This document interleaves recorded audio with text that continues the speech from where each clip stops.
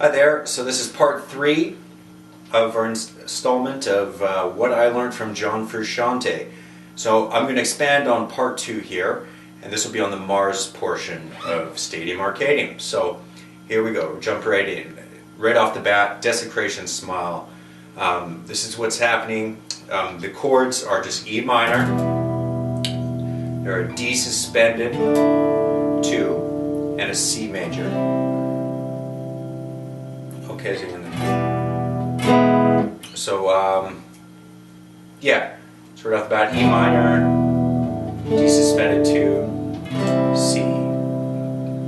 Okay, now right after that first sort of chorus, there's a musical interlude, and there are plenty of them on Stadium Arcadium, and this is a way that he'll again expand on it, much this same way he did on Danny California, the first song from the Jupiter side. Here, instead of just playing those chords, he'll put a little melody on top of it. So the melody is on the B string, and he's sliding from the 10th fret up to the 12th, and then from the 8 to the 10th, and then just with that slide, bending up and releasing, so you get this.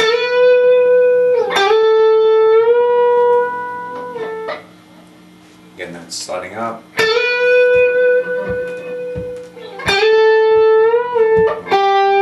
So it's then 8th fret, and then he'll do this 7 pull off, or 7, 8, hammer on, pull off, and then end on the 7th fret of the G. So it's sort of a pretty simple thing to get. It's just kind of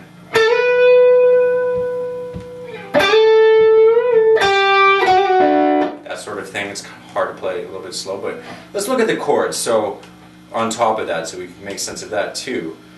Now, if I had my E up here, I'd be hitting the 5th of that, and it goes down to D. Same thing there. Bending up to the 6th. And C, hitting the 5th there. So it's kind of just having this. You'll have this flat 5.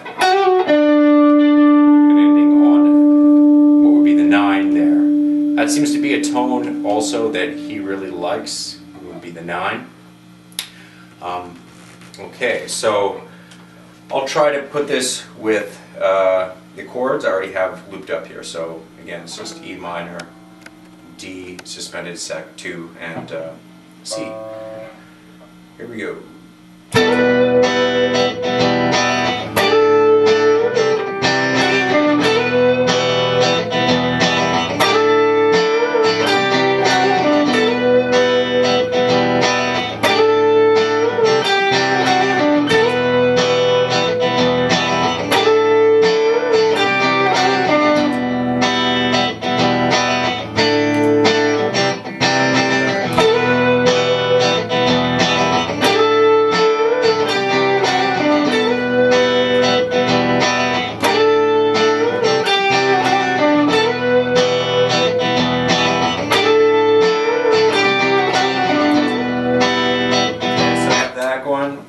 He stacks another one on top of this. So if I'm looking at my E here, the next one's going to go like this. Sliding from your 7th fret of your B string to the 8th, and then 5 to 7, bending half a step up. So you're going to playing the 5th fret, and then he'll do this 3, hammer on 5, pull off. So it's pick one time, get the other notes for free. So you're getting this on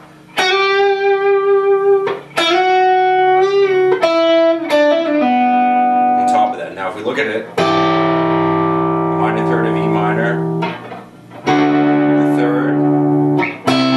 So he was taking the 5ths here, now he's taking the 3rds of those chords and stacking those on top. So I'll loop this a little bit here. 3, 4.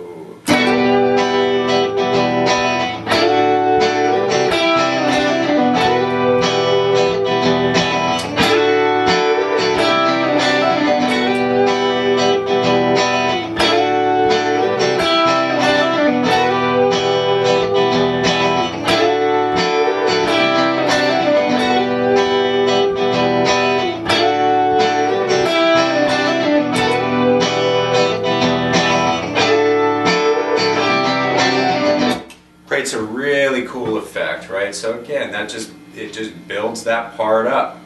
Instead of just having your E minor, your D suspended 2, and your C, you know, he puts a melody, and of course it's not enough just to have that melody. You got to make it a guitar harmony, or yeah. So really adds to that part, brings it to life even more than it already was in the first verse. So like I've mentioned before, everything just keeps expanding on this record. If he has an idea, it's just constantly growing and constantly changing into something else.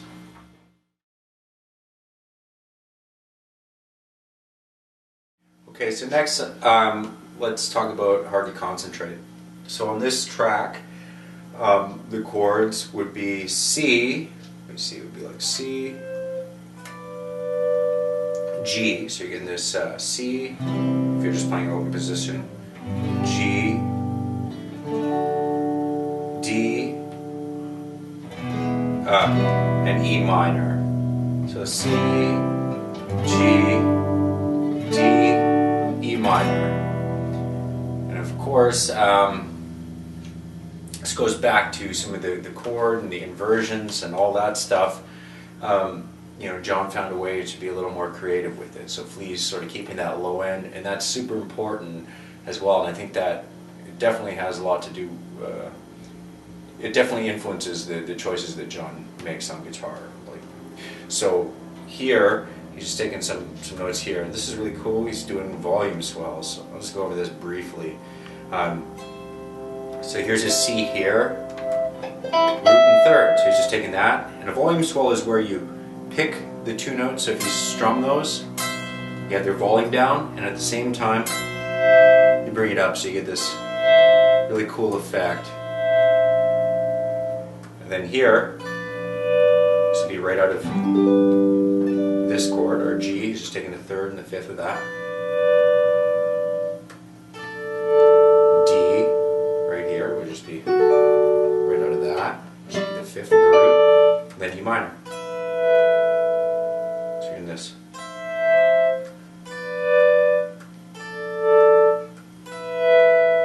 At the end of it, he'll go. Plays D up here, 15th and 14th position. So those are the chords that are happening a lot in this track. Now the next part is going to go to an E minor and like a D6, and he's playing that riff off of it. So the riff is 17th fret, that would be your E on your B string, so, and then 15th fret of your high E string. It's just kind of bouncing those notes off each other. So I'm not going to I'm just going to let your ears figure that out. So, and then 17th fret of the high E string.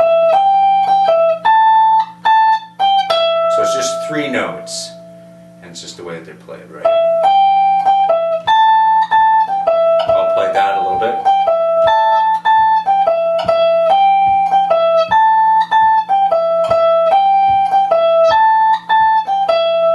Happening over E minor, then he's going over D6. The D is here, 5th is here, so the 6 is here. You're getting what looks like that. It looks almost like a minor triad, but it'd be thought of out of D. That's what Flea started playing. So it's so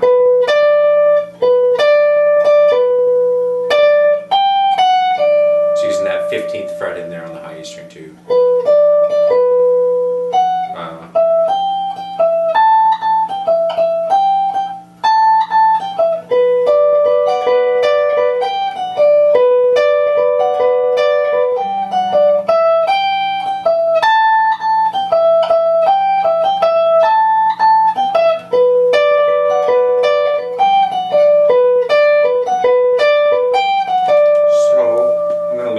Sort of slow here.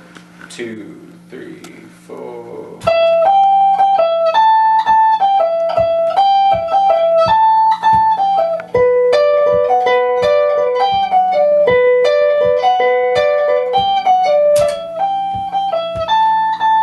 Okay, so that's what happens the first time, and then near the end of the song, he has so much overdubbing and layers going on here. it's a little bit of a challenge to make all these line up, but I'll try. So here, he's taking the E minor at the 12th position, G and B strings, okay? So it's the minor third and the 5th of that. He's playing, once you kind of get that rhythm from before, it's pretty much the same thing, it's just the notes change. Right here he's using what would be the root, the 3rd, and then of the E, and then adding the 4. Here he's a sharp 5, pretty cool.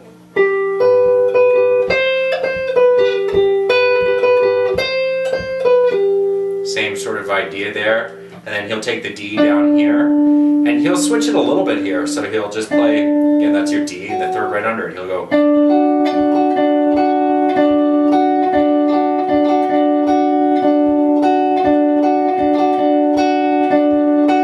you can hear that. I'll try to add this part now, so if we have this other one.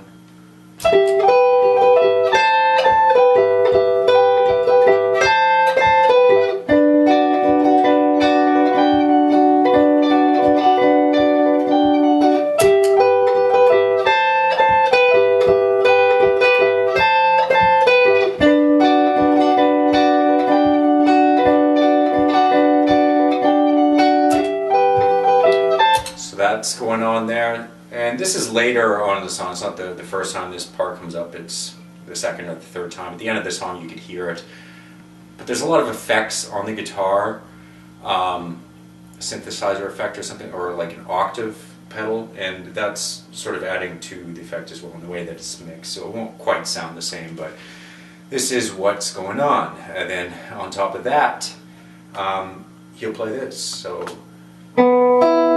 thinking of the E right here, 5th, and then the E here, and adding the 9, so you're getting this. So that will happen once you kind of get the feel for that. Then here's what he'll do over the D6. He'll play, so if your D is here, root, get the 6 here, and he's going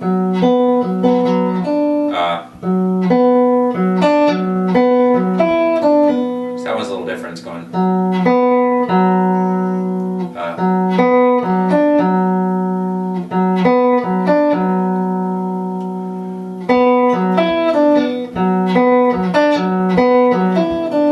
yeah, sorry, it's a little hard. I just gotta kind of play it, and hopefully you could kind of get it from there.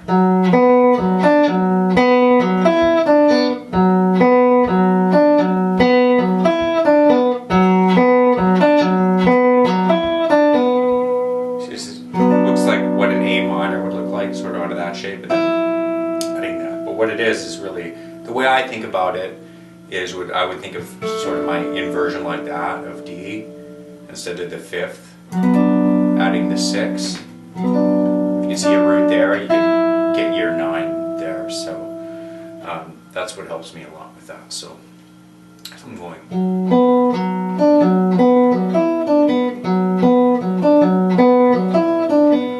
Okay, so I'll try to stack this one up here, so again it's come from the E.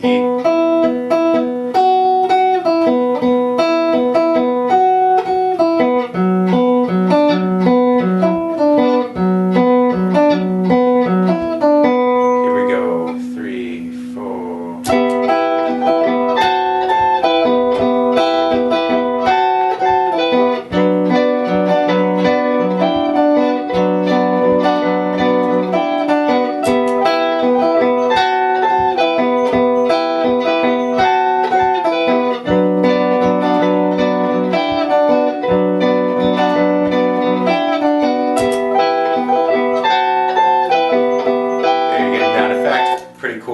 So last harmony on here is coming right off here, be the minor 3rd of the E, and the 5th, and then he's playing again, a sharp 5 there, same thing he played up here, so again this that's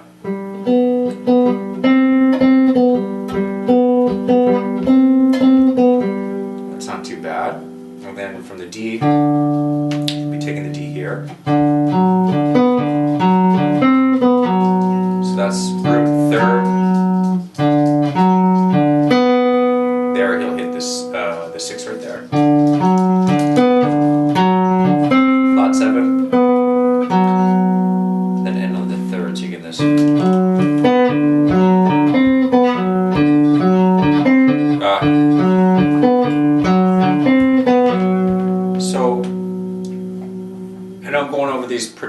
It's really the only way I could sort of do it in a YouTube video.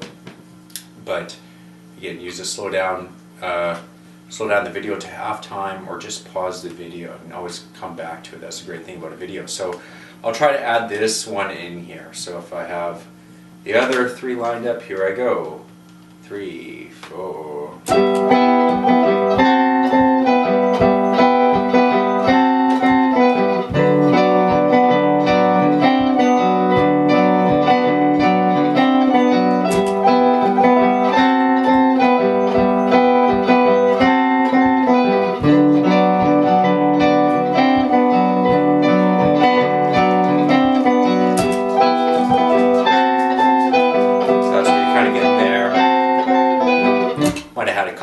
In there, but yeah, that's sort of the effect that he uses there.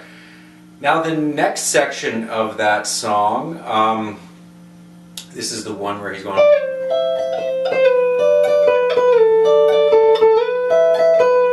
and all that is those shapes that we had done previously with the volume swells. Taking that, he's just sliding into them, so he'd be sliding from the 15th fret.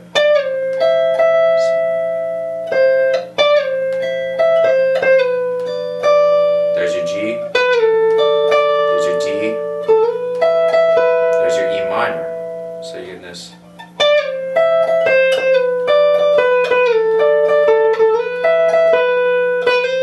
You'll slide up to it.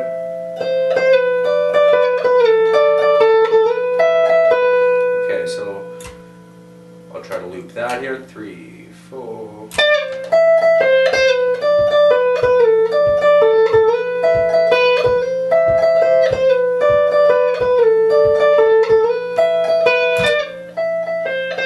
So he'll build on this idea as well. So next time, not the first time, but again, as the song progresses and you can hear it, he'll start building that idea up, so it just keeps getting bigger and bigger. So the way I kind of like to see this, or that helps me, is I'll try to see it right on my triad. So the chords are C, and what he's playing actually would be like from the 3rd. If you know this inversion like that, and you have a C here, and you play from the 3rd, and the 5th in the root there.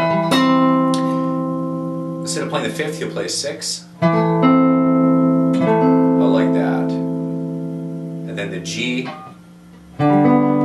just like that. You can think of that as like an E major moved up 1.5 steps, or you can think of it just right out of your G chord, and then just a D triad, an E minor triad.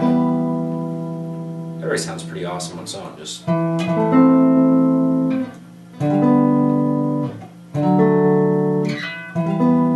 these X overdubs, he's using those shapes. So here, if he had, you know, these chord tones, Flea's rocking the root, you know, a lot of the low end, he'll use the same effect where he's sliding back. So this is on the D and the G string, so you're getting this right out of your G, right out of your D. Same thing as the G for your E minor, the relative, right? So there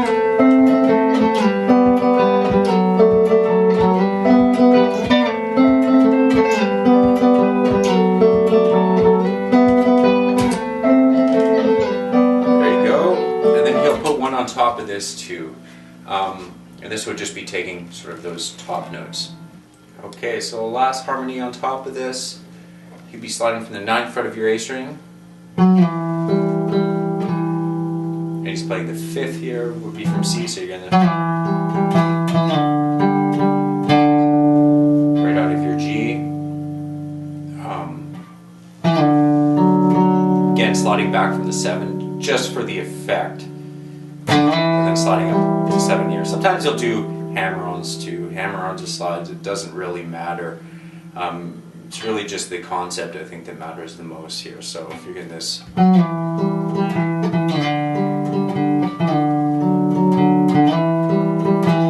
now I'll stack that on top of what I already have. So you're getting this.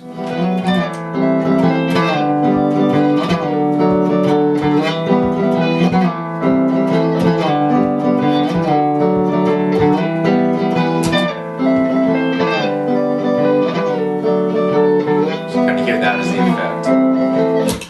Pretty cool way just to take that idea and just, you know, keep stacking harmonies on top of it. It makes it sound really huge. So again, what helps me to kind of see that is just see these right out of your chords here. That's all that's happening. She's just found a way to move within that sort of framework, you know.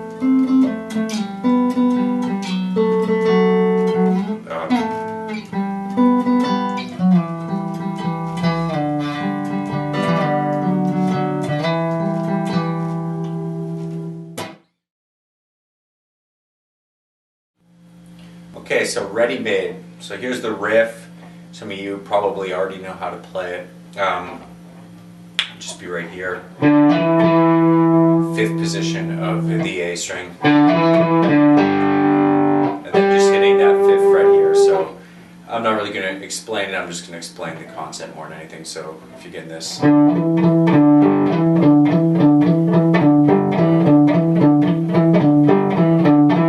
he has this chromatic 4, 5, 6, 7, 5, and then up, you know, sort of very Hendrix thing. It'll be 4, 5, 6, 7, and then 5, 6, 7, the 5th fret of your D string. So the riff is. So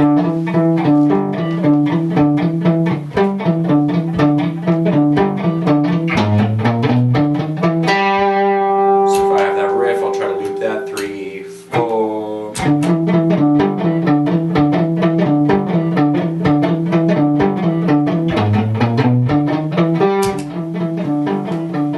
So that's the main riff, and he'll put a harmony on top of that, sort of in the middle of the verse. It'll cut in and out. You could hear it in the song. Jimmy Page did this quite a bit as well in some of the Zeppelin riffs, and he's just taking a third above that. So we have that.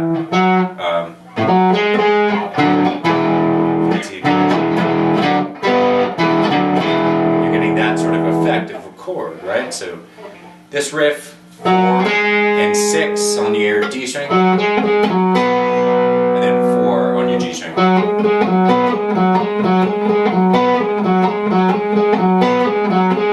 Then it'd be 3, 4, 5, 6, 4, 5, 6, 4. So you're kind of getting this.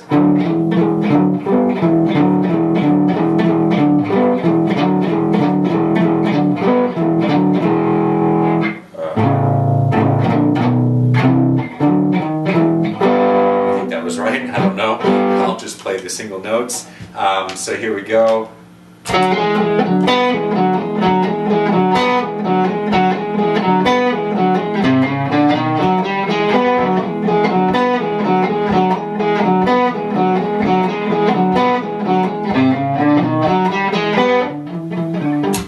And you have that guitar harmony right there. So cool thing you can do when you're recording, or if you have 2 guitar players.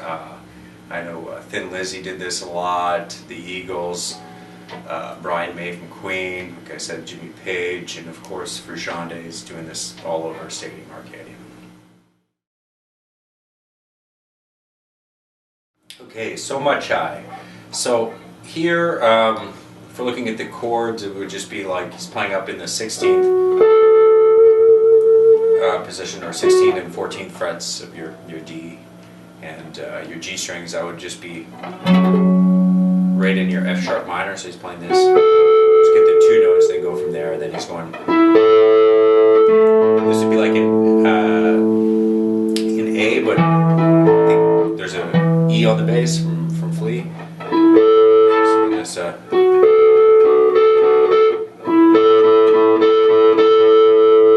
then you get this.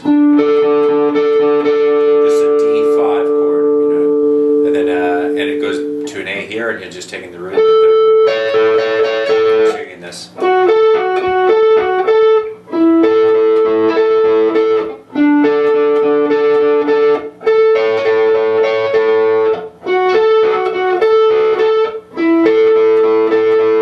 Then here he'll go to a B, 14, 16, or just a B5. He'll add a little pull off there on the 16th back to the 14th, which I'm barring. Just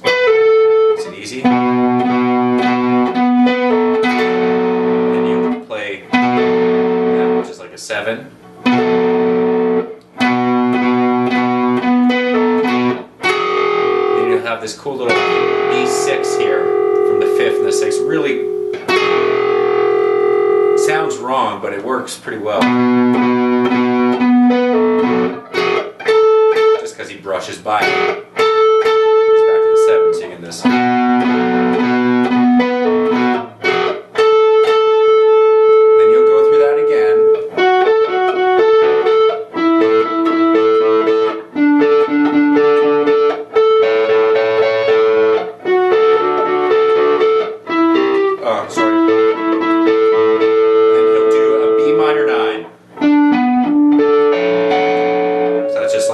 B9, flat the 3rd, you got a B minor 9. Okay, so I'm going to set a metronome for this part just to keep my timing honest. So it's like 154 the BPM. I'm going to set it for 110, just so you guys can hopefully get some of these licks that I'm doing here too. So let's go through that. So I have 1, 2, 3, 4, 1, 2.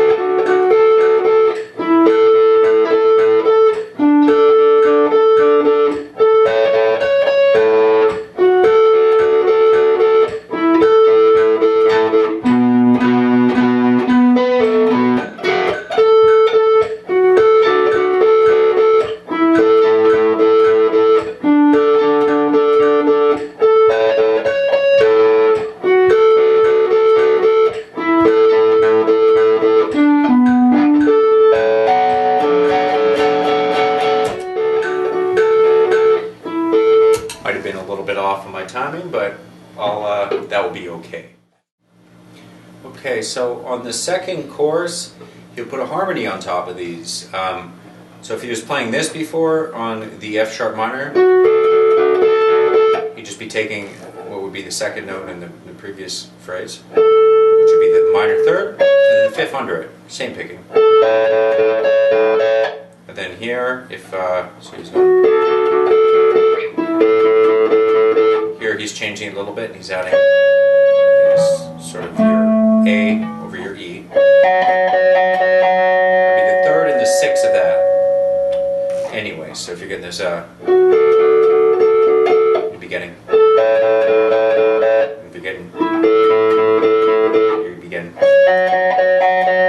Okay, and then what would be the next one? D major 7. So he's playing the 5th, and what would be this? So that works. It looks like an A, but it's also could be a D major 7 because there's the D, there's your 7. And then he'll get over the A. I'm sure you recognize that shape by now. Okay, and then second time there's that difference, the different thing there, so it would be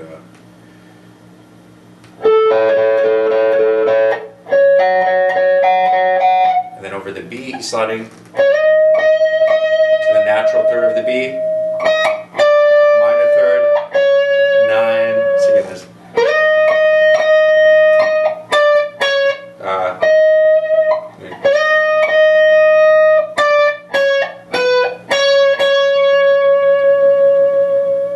Let me see if I can put all that sort of together, so it'd be like 3, 4, 1.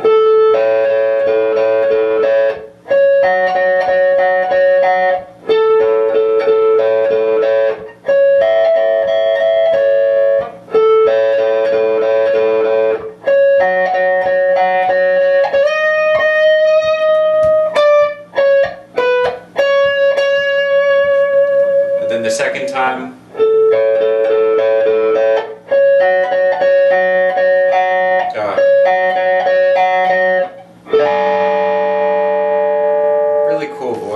it's it can actually be a B flat 7. There's the minor 3rd, and then the 6 in it. So he likes that 6 quite a bit too. So the 9 and the 6, I find these are always chord extensions he uses quite a lot. So that's cool. So that would happen over that, when he's playing the other part. It's a little out of tune, but what can you do? So. Let me try to match this part up with the other part that we had, so like the second chorus. So 3, 4.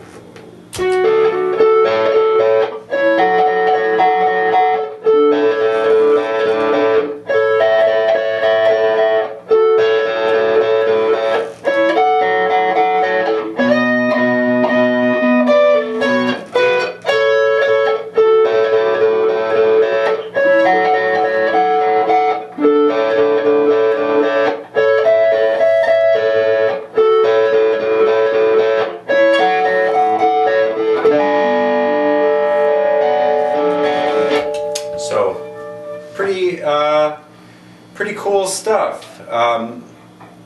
Again, I think it just all goes back to just learning your triads, learning your inversions, really learning the intervals. It helps tremendously. And I mean,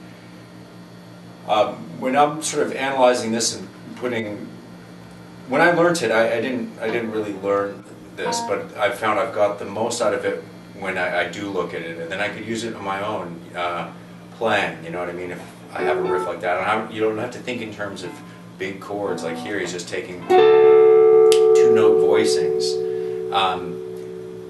That said, I mean, he's playing with Flea, which is amazing, right? Because he's all over the place. So this just kind of opens up that space where he could fit in,